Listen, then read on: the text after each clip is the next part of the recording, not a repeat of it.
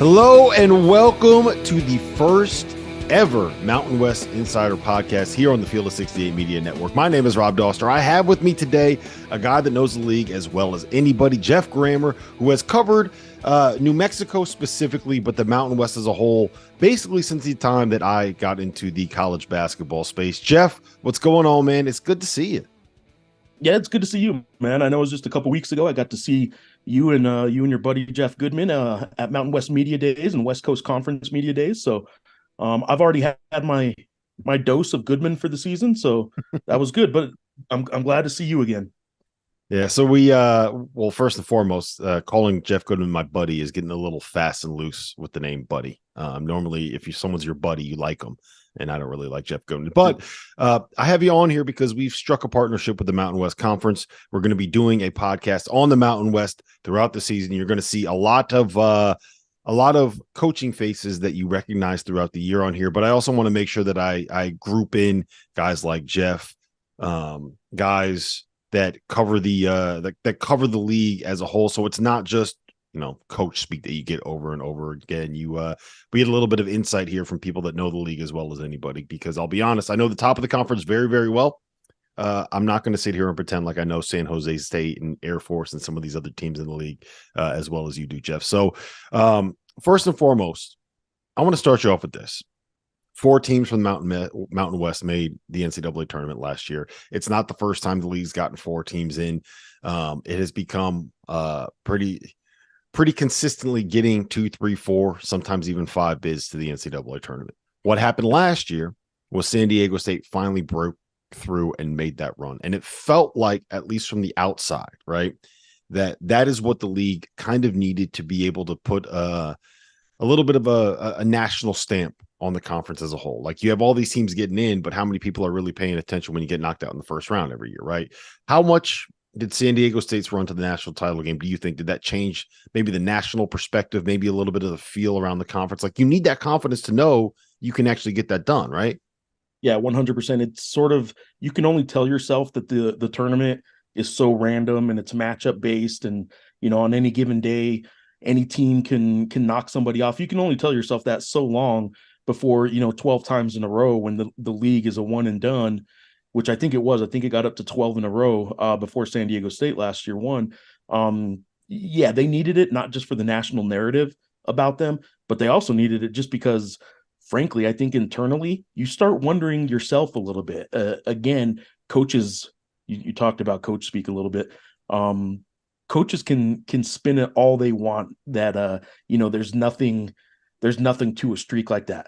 It starts getting in your own head a little bit. And yeah, it starts affecting recruiting when there's a national narrative, a little bit of a black cloud hanging over your league's head. It probably starts affecting recruiting and stuff like that, just at least a little bit. And yeah, it was huge. And not only that, the Mountain West isn't a Power 6 in basketball. So the money that San Diego State generated, it sure helps some schools like San Jose State at the bottom of the league, and the Wyomings and the Air Forces. So yeah, it helped twofold. When did you get to the point last year where you thought San Diego State was a team that could make a run like this? Because I don't know if I was ever there. Like, I a lot of times when you see teams make runs, it's like the Loyola Chicagos, and you're like, oh wow, that came out of nowhere. But it's San Diego State. It's Kawhi Leonard. It's a team that was a 2 seed in what would have been the 2020 NCAA tournament. Like, this isn't just some small little program that came out of nowhere. It's San Diego State. I still never thought that they could do it though. Like, I don't know. Maybe it was just that they were a defensive team. Did you ever get to that point where you thought they were good enough to do that? No, and it's funny because you do talk about those teams that make those kind of magical Cinderella runs. They're not as consistent as San Diego State, because San Diego State's been there for years, right on the cusp, right? But yeah, I didn't think it didn't feel entirely like a Cinderella run to me. Now, nationally, I'm sure that was the perspective of it, but it didn't quite feel like a Cinderella run. But I also never thought, and I was there at the Final Four. You were there, even when they were there. It was a weird mix of, they certainly acted like they belonged and they felt like they belonged. But hey, their fans brought the heat too. Like, their fans were there to party. I'm a big fan of Aztec fans. I'm like, they were there for a good time. Yeah, the show showed up. their fan base, and they needed that a little bit, frankly. I think their Mhm. student section has been consistently good, as consistent as San Diego State's been through the years. Their student section has been consistently good, but had started to dip a little bit. I will say that the top of that student section in Viejas Arena for a few years started getting light. But that run they made last year, they're going to be, and I say this with a huge heart and a huge amount of love for the show, they're going to be as obnoxious as they've ever been this year, reminding people that, like, not only did they make that run, but as you just pointed out, they made that run and they showed up. They were every bit as much a part of that run as the team was. Yeah, it's one of my favorite moments from that run was obviously Lamont Butler's game-winning shot, but I took Mhm. a video of it on my phone, and the angle that I had was like behind him. So I saw him behind the basket and the shot go up with the angle and it go in. And from the angle on my phone, you just see in the background, like directly, it went from him, basket, San Diego State section behind him. And all you see after the shot goes in is about 75 beers just go flying in the air, bottles everywhere, hands going nuts. It was moments like you can't recreate moments like that. Like it's just it's just memorable, man. It was special. No, it was great, and what was pretty cool about it too is, again, as obnoxious as they can be, proudly so. I'm walking by there, and people are, some of the guys in the show were yelling at me. They remember me from the UNM games, and they know me from covering the league, and they're giving UNM a hard time, who I cover, but giving me love. Like it was a pretty cool fan base to go party, and good for them, man. They enjoyed it, and sometimes, look, this isn't to say UConn fans didn't enjoy themselves. This isn't to say that, we can get into the blue blood argument, as everyone does. Blood programs, their fans certainly enjoy the moment too. They didn't enjoy the moment like San Diego State did, and that was what I think my lasting memory actually might be. Lamont's shot, of course, is certainly going to be the memory. But the way that fan base kind of embraced it, and the way Brian Dutcher enjoyed the moment, and all those players enjoyed the moment, like that was it was kind of one of those corny, this is what the tournament should be about kind of moments that whole weekend, really. Yeah, it's hard. And we talked with Lamont about this at Mountain West Media Day. It's hard to conceptualize this as a fan, right? Because when you're a competitor, you expect to win every single game. Like those guys go into these games with a certain amount of confidence and a certain amount of self-belief. You can't get to that level of as an athlete without having that level of self-belief, right? So their expectation was to go out and win a national title and beat UConn. Like that, I guarantee that everybody in that locker room thought that they were going to find a way to get that done, right? They thought they were going to cut down the nets, and they didn't. They didn't achieve their ultimate goal, but you also have to be able to say, like, we just made it to a national title game. It's a 64 team tournament. You get one chance, or a 68 team tournament. You get one chance in each of these games to win. And we made it all the way to the national title, something that our program's never done. So, like, the balance of we achieved something unbelievable and unforgettable with, like, yeah, but we didn't get the job done. That's got to be tough for those guys to process. Yeah, you can leave it to the players to sort of use that as motivation as much as they want. I'll bet you they're walking around San Diego right now with the chest out pretty high too. So I get that they're gonna try and use that as motivation as much as they can. I don't think they can, in an honest moment, be anything but really proud about what they did last year. Even the way it ended, I think they can get over that pretty quick, because it was an amazing run they went on, and it almost didn't happen. But let's not forget that there were a couple moments along the way that it almost didn't happen. But that's the beauty of the tournament, man. That's what makes it so great. I know there are a lot of people in the city of Omaha that maybe don't believe that San Diego State should have been in the Final Four to begin with. So that's what it is, man. There's a lot of people in Memphis that think that FAU probably shouldn't have gotten out of the first round of the tournament. That's what makes this sport, this event, everything about it so special. All right, let's talk about this year's Mountain West, because the way that I look at it, Jeff, is I think there are four teams at the top who are all good enough to win it. And everyone's going to have their own rankings. I think you have to put San Diego State preseason number one just because of what they did, right? It's like one of those like legacy awards where like Martin Scorsese winning the best film, the Oscar for The Departed, when it wasn't his best movie, but like you got to give it to him, a lifetime achievement award, if you will. So I think you got to have San Diego State number one, but Boise State, Colorado State, and New Mexico, I think, are all good enough to be able to, one, get a vote to win the league if you want to give it to them, and two, to be able to do it by the end of the season. Like I love the top four in this conference. Where do you have San Diego State, and do you have them number one, I guess, is the question. Yeah, I do. San Diego State's my number one. Those are my top four. I will point out that in the preseason media poll, Nevada got a first place vote too. Some people would throw them into the mix. I have them fifth in my preseason poll. And I would say the tier, if you're breaking down tiers, I have it right after three. I have Colorado State right after that top four. But I would say Colorado State actually has a pretty good, maybe stretching it. I think this is a three-bid league, and I went in order: San Diego State, I went New Mexico number two. The media poll went Boise State number two, and I flipped those. I have Boise State third. I really think those top three, though, can finish in any order. Not much argument out of me out of those top three, out of which order you pick them. But I went San Diego State, New Mexico, Boise State, with Colorado State four. I think Colorado State has an NCAA tournament chance this year. That would be 3 years in a row for the Mountain West getting four teams in if that happened, especially with the recent conference realignment shifts that had some teams leaving the American and things like that. This has got to be, I think, in my mind, probably the best outside of the Power Six at this point. I'm not sure who else you put in that mix. Obviously, very top-heavy West Coast Conference, but overall, the Mountain West has to be the best outside the Power Six. Yeah, I think it's them in the Atlantic 10.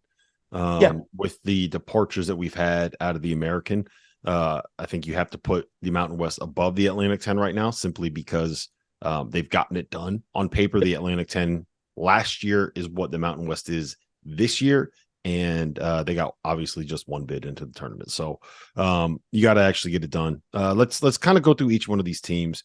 I don't know if you want to just give me like an X factor, what you're kind of expecting from all of them. But rolling through the top four with San Diego State, they bring back a lot of important pieces, but no Matt Bradley, no Kashad Johnson, no Nathan Mensah, no Adam Seco. They've lost a lot of the guys that were kind of the culture pieces, if that makes sense, right? But it feels like Dutch has gotten to the point where like you just kind of lather, rinse, repeat. You always got the next man up coming up in that program. Yeah, plug and play. They can kind of replace a whole lot of what they do, but their identity. This is me putting the what could go wrong kind of spin on San Diego State. Again, I picked them first, but their identity has been a rim protecting defense first kind of team. And Nathan Mensah being gone multiple time defensive player of the year in this league. Matt Bradley was a big, bulky, kind of bulldozer type guard that kind of had to help to add to their identity as just this bruising defensive team. It was weird because last year they made their run, and it was the first time since 2009 that they were actually outside the top 100 in Ken Palm's 2-point field goal defense. But their 3-point defense was number 4 in the country. They were still a really good defensive team, but they hang their hat on that 2-point defense. That you can't go inside and score on San Diego State. And Nathan Mensah being gone worries me from that perspective on how they're going to continue to do that. They like switching everything.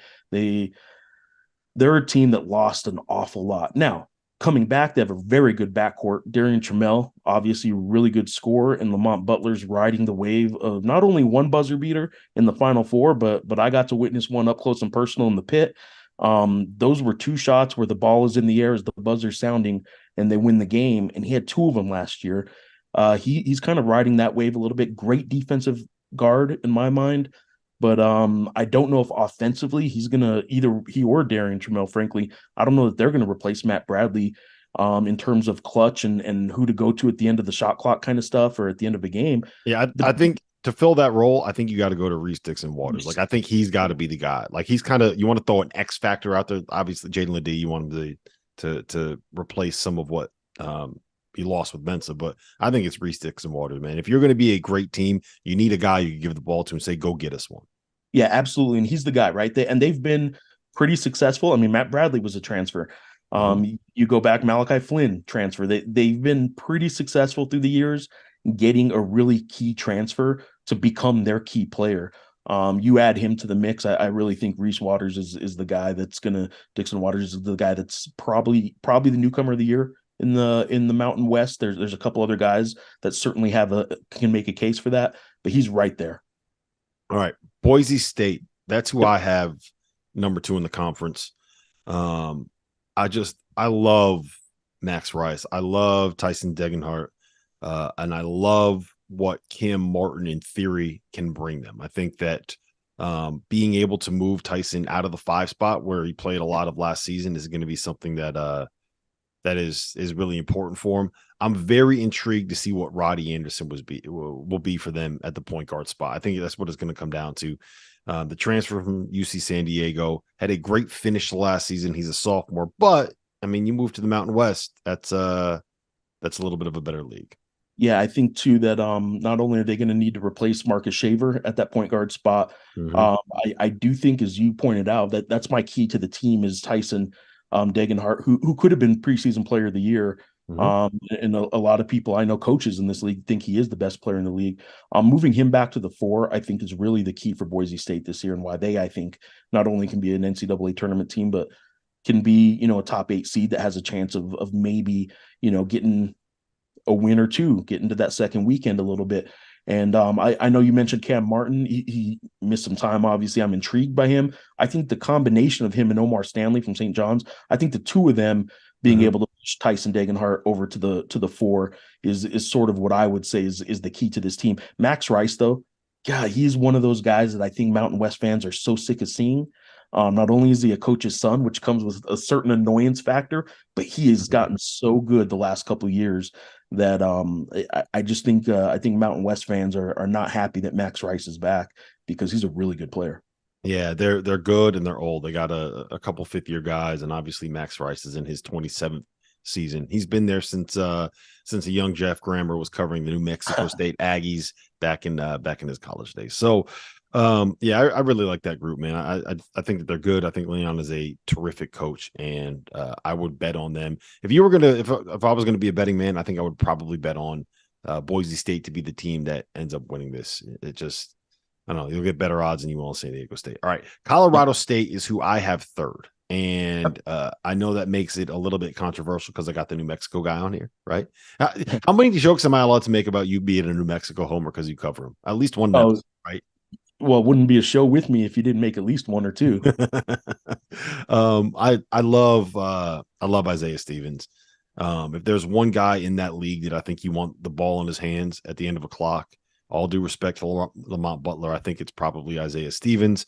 I know they love some of the pieces they have coming back, but specifically the kid coming in from Black Hills State, a Division II transfer, and Joel Scott, who averaged a ridiculous 23 points, 10 boards last season playing at the Division II level. What do you make of Colorado State? And what do you make of Nico Medved? Like, if there's a guy I'm going to bet on in this conference, it might be Nico Medved. There's a lot of good coaches in this league. Yeah, I mean, Nico's one of them, and he makes those next big hire kind of listen with good reason. I do think they did lose a couple key pieces, John Tonje being the big one, but really Isaiah Stevens. Here's an interesting note on Isaiah Stevens. The Mountain West has been around since the 99-2000 season. So we're going into season 25 rather, of the Mountain West Conference. And there have only been 2 players so far that have been freshman of the year and later became player of the year in the Mountain West Conference. It was Andrew Bogut when Utah was still in the league, and he did it as a freshman and then a sophomore, then went to the NBA. And the other guy was Kendall Williams from UNM. He did it as a freshman, then as a junior in 2011 and then 2013. Isaiah Stevens has an opportunity now to be freshman of the year and bookend his college career with being the player of the year, and he was the preseason player of the year. Nobody in this league, because it's such a transfer-heavy league with players coming in and players going out, and it has been for 25 years, nobody has actually completed their entire college career where they started off as freshman of the year like Isaiah Stevens did. It wasn't David Roddy, and they both came in together. It was Isaiah Stevens, and he gets to kind of put an exclamation point on what was a fantastic college career. Anybody at this point who doesn't know Isaiah Stevens might be one of the best point guards in the entire country, hasn't been paying attention to college basketball. I think him, Tyson Degenhart, both are 2 of the best players in the country. And I think they should both be on preseason watch lists. I know Isaiah Stevens was, Tyson wasn't. He should have been for his position. But yeah, I think that they bring in a couple guys, not only Joel Scott, who you mentioned, who is a great scorer, but they have a transfer one from New Mexico, one from Colorado, and Nick Clifford and just Javante Johnson. They really like him. They really like Clifford. And those two guys were AAU teammates in Colorado Springs area. They now are teamed up together as seniors at Colorado State. Those two guys can be good. I also think former Division II All-American Patrick Cartier down low and at forwards 5 spot, really such a skilled player. I think Nico has a pretty good group here, and I do think I'm probably leaning towards. I have them at 4th, but I am probably leaning towards them probably punching a ticket and getting that 4th team into the NCAA tournament. Yeah, I think they're going to find a way to be able to get in. I bet on the point guard play. I think that they brought in, you mentioned Johnson and Nick Clifford, 2 really good role players that can kind of do a job as guys that space the floor. And then they're bigs, they're D2 transfers, but like Cartier and Scott are going to be really, really good in the Mountain West. It's just depending on, how quickly, especially for Scott, how quickly that adjustment will get made. All right. You got to talk about your boys. Got to talk about the Lobos. Got to talk about Richard Pitino. First and foremost, before we get into all of this, just what is the pit like when you have, 15,000 people that you could fit in there? When New Mexico has it rolling, what is the pit like? So this is the best story I've heard of what the pit is like. I did this during the COVID year when we were all looking for kind of stories and ways to kind of keep writing about teams, and just we're looking for sports content, right? Mm-hmm. I did a story about UNM in 1988, and the pit beat the number 1 ranked Arizona Wildcats. And Arizona and UNM used to be way back when they used to be in the same conference, and they used to play annually. Steve Kerr was on this 1988 Arizona team, comes into the pit and loses. He was on this video that UNM actually did recounting that game too, and kind of reliving that 1988 game during the COVID year. And he described walking down the ramp of the pit. And if you haven't been to the pit, it's a unique setup where it's dug into the hole. It's 37 feet beneath ground level. And there's a ramp from the locker rooms down to court level. And you walk out of the ramps. You're not kind of walking out on court level. You're going down this ramp and you come out into this arena. And Steve Kerr said it was like a gladiator walking in to the Coliseum, because when you come out, the whole place is packed, yelling at you, going crazy, and they lay it on you pretty thick at the pit. When it's going, the gray hair, the blue hairs, the 80-year-old grandmothers are cussing you out. They got Snake as a fan who sits right by the opposing bench, who is now in his 50s or 60s, weighs about 150 pounds, but he is an Insane Clown Posse painted face kind of guy who for some reason at 150, 160 pounds still kind of scares you for some reason. He's weird, but he is the symbolic fan, and he's been there through the years too, by the way. He knew Bob King. The court at the pit is named after Bob King. He was a pallbearer at Bob King's wedding, who was a coach in the 60s. Snake is a part of this program. The fans will lay it on you. And when it is rocking, and it got that way again last year for the first time in a long time, when the pit's rocking, it really is one of the best venues I've been able to cover a game in. Yeah, so I think that they're going to be right there in the mix. Like I think all of these top 4 teams are good enough to win the league, like I said, and I would not be surprised if it was one of those seasons where all 4 of them tied at like 13-5 in the conference. But if you're betting on guard play, Jalen House, Jamal Mashburn Jr., Jamal Baker, who's 25 years old and in the 7th year in college, like you could do a lot worse than those 3 dudes. There's one other guy that I actually think would be a starting guard on every team in the league somehow. He might not be better than Isaiah Stevens. Donovan Dent is Mr. California a couple of years back. He's a sophomore, and exhibition games are what they are, but he had 26 the other night in an exhibition game. He's a great defender too. He blocked 3 shots. He was one of the leading shot blockers off the bench last year. Him coming back and kind of shooting down some NIL transfer portal opportunities to go back to California was pretty big for this program, because he knows Jalen House and Jamal Mashburn Jr. are still going to be playing 30 minutes a game. Mm-hmm. He is, as Pitino's described, in the future of the program. I think his return was as huge as Jamal Mashburn and Jalen House's return, but also I think the addition of Iona center Nelly Jr. Joseph, who arrived on campus all of about a week ago from Nigeria, which was a crazy ordeal. He was taking online classes. He is academically eligible. Can you just walk through what happened there? Because I don't know how many people actually know what happened there. Yeah, so he was obviously 3 years at Iona for Richard Pitino's dad. Transfers this year to New Mexico, was on one visit only has been to campus one time last spring. In Toronto, he goes to Toronto in July to play in a summer tournament. From there, he goes home for 1 month. He was expected to come back in August, went back to Nigeria. Someone in Nigeria did not renew his student visa to come back until mid to late October. The official word there is it was just sitting on someone's desk. The more accurate word is I think some people there were giving him a hard time and probably wanting some money or wanting something to come of it. Eventually he got here and he is now here. He's been here, like I said, as we speak right now, he's been here 1 week today that he arrived. And they're hoping he can get up to speed pretty quick. They play St. Mary's in the first week of the season, and that's really their only big non-conference game. He provides something. He replaces a really good center last year, Morris Udeze, who was a great offensive back to the basket, almost a classic center. He can do more power forward stuff, but he for the Lobos was right at the rim scoring like crazy. But Nelly Jr. Joseph isn't probably the offensive threat that Morris Udeze was, but he provides a little more flexibility for defense. And this team needs to get better at defense if they want to make a run. And Nelly Jr. Joseph kind of adds that, I think. I think they really need him. He's a 6'10 shot blocking kind of guy that's athletic and can run the floor. And it just provides him some flexibility. When you're starting a 6-foot guard in Jalen House, a 6'2" guard in Jamal Mashburn Jr., Donovan Dent's only 6'2", you're losing an awful lot on the perimeter in size. So you need some guys back at the rim that can maybe erase some of those mistakes sometimes. Yeah, as Richard told us in the almanac, we don't need to be great defensively, but we just can't suck again. He told me earlier this week they're right now only at a moderate level of suck. He hopes to get to at least average or so. But yeah, they are at in bouncing off that quote that I asked him about just this week. He said, I'd say right now we're at a moderate level of suck. He's one of my favorite coaches. I didn't realize the personality that he had when he was at Minnesota. He's easily, him and Tim Miles are two of my favorite human beings to talk to in this industry. So, all right, UNLV and Nevada. So I know Nevada got a first place vote in the media poll. Wasn't for me. I would probably have them in the same conversation as UNLV, where there's pieces there.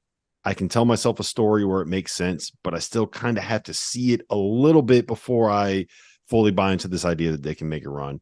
Let's start with Nevada first. Great backcourt, Keenan Blackshear, Jared Lucas. I think KJ Himes is the guy that is going to take a step forward. I just, with what they lost, man, with I'm the kid, Will Baker, Darian Williams. Yeah. Those two, you don't replace those two guys and or lose those two guys and just expect to be better that quickly. I don't know that they added replacements to those guys. Now, on the roster, a guy like KJ Himes, who was hurt last year, they expect to take, like you said, a big step forward. Nick Davidson's a young guy that they hope will take a step forward. But really, this is how far will Jared Lucas and Keenan Blackshear take you? Now, they can take you pretty far, and they showed that last year. I do think that he got healthy at the end of last year. Let's see how a healthy Hunter McIntosh can kind of help them at a guard spot too. I know they like the Tulane transfer in Tylen Pope, but I think, it's not unlike San Diego State, who I'm still staying with at number one, but they just lost an awful lot to just think they can do what they did even last year again and just repeat it. You can't just, I know college basketball, even in non-transfer portal and COVID year where we got 6 and 7 year guys, you can't just lose that much. I know there's rotation going on every year for college teams. You can't lose that much and just expect to automatically be better. So they're an interesting team. I picked them 5th in my preseason poll, and I know they were kind of in that middle of the pack mix. I think you're right to put them right with UNLV because either one of those two teams. UNLV's talented, man. They got some dudes. They got a lot of high major guys that came in. It's a question of whether or not Coach Kruger can get all of these pieces that are coming in together. But I mean, look, 5 of their top 6 are 5th-year guys. Yeah, 4 of them are high major dudes. And he wants to hang his hat on defense. Last year they did that with a kind of frantic, let's get our hand on, a lot of deflections. Let's do that. They played so frantic that I think they were too sloppy themselves offensively. I do think that the guys they have back are good. I'll tell you who I really like, but he might be a little young to make a huge impact as a freshman, but they got a point guard who reclassified late over the summer, Deaton Thomas Jr. And I really think that he's a local kid from Las Vegas. I think he's a guy that could end up being a real key player for them. again, they lose end of the shot clock guy. Elijah Harkless ended up being their heart and soul by the end of the season last year. They lose a good one in Keyshawn Gilbert too. I just think that they lose a couple really key pieces. But you're right. The talent that they brought in, a couple Oklahoma and Oklahoma State transfers that they have at forward, he's tapping into that Big 12 pipeline still. And if those two guys pay off for them, I really think that UNLV can be really a good defensive team. And Luis Rodriguez is a good 3-point shooter. Didn't really have the percentage last year, but I think he can be a good 3-point shooter. I think they got some good pieces. I have a middle of the pack. I wouldn't be shocked to see them get up into the 3-4 range if things click for them. It's going to come down to Thomas, right? Like you need a great point guard in this league, and he's very talented. But the 5-star guys that transfer up to play the point, like it's never as easy as it seems to be someone that should be a high school senior trying to play the point guard in a league as good as the Mountain West. I got one more for you that I want to throw out. Then we can kind of talk about the bottom teams. I think Wyoming's getting slept on a little bit. I know they lost Maldonado. I know they played last season without Graham Ike. But I think Jeff Linder's a heck of a coach. And I think that some of these kids that he brought in, like I think Mason Walters from Jamestown, an NAIA transfer they brought in. I think Aquel Cott from Fort Lewis, who I believe it was a JUCO transfer, is someone that's going to be really good. And look, it's Laramie, man. That is not an easy place to play. You're at 7,200 feet elevation. So yeah, you got Laradise. I'm with you actually. I had them 7th on my preseason poll. The official media poll had them at 10. So a lot of people are down on them. That's second to last in the league. They're a little bit snake bit. First of all, Hunter Maldonado finally gone after what seemed like 8 or 9 year career for him. Graham Ike got hurt in the preseason last year, ended up not playing for him. About 2 weeks ago, and it was a small enough injury, he hurt his thumb. Mason Walters, the NAIA Player of the Year, hurt his thumb, had to have surgery. He's going to miss all non-conference. That bugged me. That bothered me big time because I was like you, man. I wanted to see what this NAIA Player of the Year could do in the Mountain West with Jeff Linder, basically kind of tinkering and figuring out. He's a mad scientist of sorts as a coach, and he finds out ways to work with his players almost as good as any coach in the league, maybe as one of the top coaches in the whole country in terms of seeing what you have on your roster and then figuring out what to do with them. That's what he did with Graham Ike and Hunter Maldonado, two back to the basket, back down guys. Like he didn't do that at Northern Colorado. In an era of pace and space, let's just post up every single possession and see what happens. Every possession. It was crazy the gap between him and most every other team in the country in terms of just backing down a 6'7" Hunter Maldonado as a point guard and a Graham Ike who was a great back to the basket big. Mason Walters is a guy though that I think when he gets healthy, when he fixes his thumb, I want to see. He averaged 27 points a game and 9.4 rebounds at NAIA level. I do think their guards give them something that they didn't exactly have last year. Both Sam Griffin from Tulsa and you mentioned him, the former Division II All-American from Fort Lewis, Aquel Cott. Those two guys, if they click like Jeff Linder thinks they can, I think Wyoming's going to be as tough and out as they were maybe a couple of years ago. Yeah, I don't know if it's if they're quite at the NCAA tournament level, at large bid level yet. But would I be shocked to see them crack like the top 4 in this conference? I don't think that would be the most surprising thing in the world. And if you do that, then you might have enough wins to be able to get it done. I think a big thing for this league is going to be what they do in the non-conference and how well their kind of computer numbers balance everything out. Yeah. You know what else really happened last year? San Jose State wasn't a drag on everyone's resume because they won 20 games. So we haven't talked about 4 teams yet. Utah State, completely new roster. Yeah. Everybody comes in new. Danny Sprinkle, new head coach. Craig Smith left for Utah. Ryan Odom left for VCU. Fresno State, Air Force, San Jose State. Out of those 4 teams, can you see any of them finding a way to get it done and being like a top half of the Mountain West kind of a team? I didn't pick them as this team, but because they're such an unknown, maybe Danny Sprinkle's Utah State team, but that's only because I can't tell you what they're going to be. I think they're going to be a hard-nosed defensive kind of team in a league that has some hard-nosed defensive type of teams already. Mm-hmm. Maybe they make a run. Fresno State has made some runs every now and then, even when you don't expect it. So Justin Hudson playing for his contract year, I think that he has a chance only in that he finds a way to get some guys to rally for him. But man, they lost a good one in Jamal Baker Jr.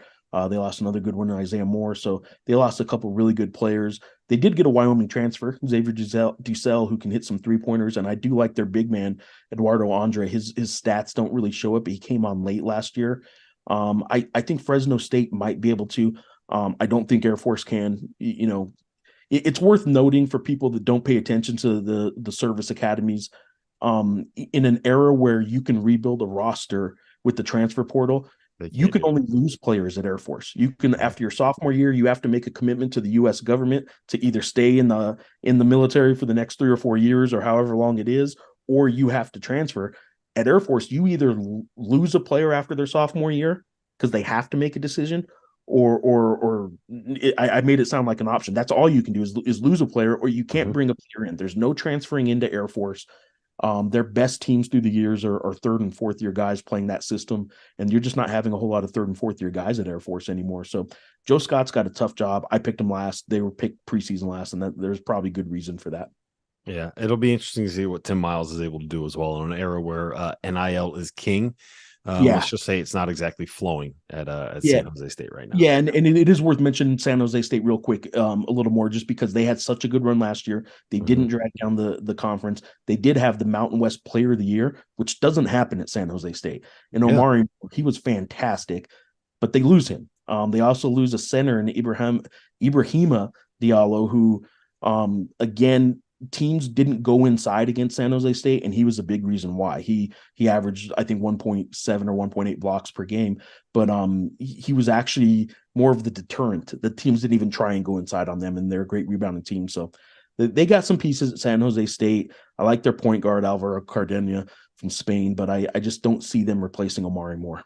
Yeah, it's you don't do that. You don't replace somebody at San Jose State. You just hope and pray that somebody else can kind of figure some things out. So it's going to be a fun year, man. It's going to be a fun league. I hope people will tune into this podcast. I hope people that are going to tune in will watch the conference overall. I am very excited for those 11 p.m. starts, right? Throughout the season. There's really no better way to end the night than, one of these insane environments and these wild CBS Sports Network Mountain West games. It's the new Pac-12 After Dark. Since the Pac-12 After Dark, just no one can get those channels. So, Jeff, it's been a pleasure. It's been a blast. I'm going to lean on you, and I'm going to lean on BJ Rains, who covers Boise State, to kind of help provide some insight while sprinkling in interviews from different coaches throughout the rest of the year. Mountain West Insider Podcast. We're going to be here every week for the entire season.